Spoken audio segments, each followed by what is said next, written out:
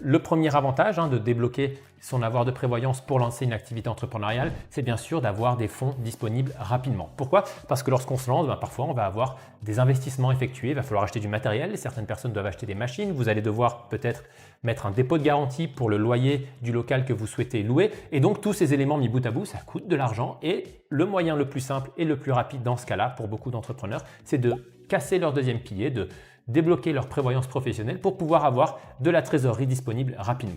Le deuxième avantage, c'est que ça évite du coup l'endettement parce que souvent, on a deux choix. Si on doit se lancer et qu'on n'a pas énormément de fonds, ça va être casser ce deuxième pilier comme on vient de le voir, ou ça va être de s'endetter auprès d'une banque, auprès d'investisseurs, auprès peut-être de votre famille. Et donc, grâce à la possibilité de débloquer son deuxième pilier, on va éviter de s'endetter, on va prendre des fonds qui nous appartiennent pour pouvoir lancer son activité entrepreneuriale. Ça permet de limiter l'endettement et donc aussi de limiter les intérêts qu'on pourrait avoir relatifs à cette dette. Le troisième avantage, c'est tout simplement pouvoir réaliser le projet d'une vie. Je veux dire, à un moment, lorsqu'on souhaite se lancer, c'est un projet en général qui est très réfléchi et s'il manque juste de la trésorerie, juste des fonds pour se lancer, c'est vrai que débloquer son deuxième pilier, ça permet de se lancer, de tenter le projet entrepreneurial dont on a peut-être toujours rêvé. Et donc, c'est aussi un accélérateur qui va vous permettre de vous lancer finalement et de voir si le projet dont vous avez toujours rêvé fonctionne. Maintenant, il faut être très clair. En face de ces avantages, il y a d'importants inconvénients et c'est ce qu'on va regarder maintenant.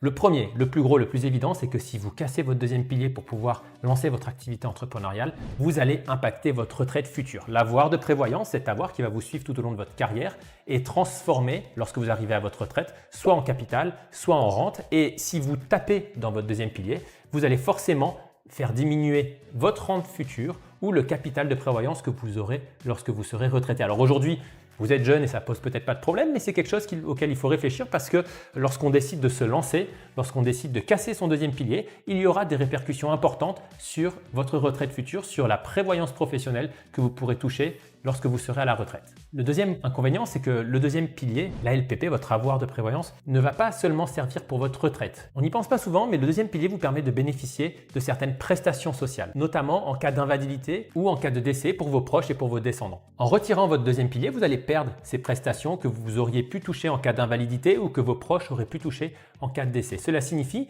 qu'il va falloir compenser ces éléments-là, peut-être avec des assurances vie, peut-être avec des assurances qui vont couvrir un risque d'invalidité, parce que lorsque vous cassez votre deuxième pilier, lorsque vous retirez votre avoir de prévoyance, ces prestations ne sont plus possibles parce que vous n'avez juste plus d'avoir de prévoyance. Le troisième inconvénient de retirer son avoir de prévoyance, c'est que dans le cas où vous avez retiré ce deuxième pilier, cette protection relative à la prévoyance professionnelle de cet argent n'existe plus et donc cet argent devient saisissable dans le cas où vous faites faillite. C'est donc quelque chose à réfléchir de manière très poussée. Est-ce que cela vaut le coup de mettre en jeu sa prévoyance professionnelle dans le cas d'une faillite ou est-ce qu'il vaut mieux essayer peut-être de s'endetter auprès d'une banque et de garder cette prévoyance professionnelle protégée dans le cas où peut-être demain votre réseau individuel ferait faillite. Parce que je vous rappelle, lorsqu'on est en réseau individuel, on a une responsabilité illimitée sur les dettes relatives à son activité entrepreneuriale.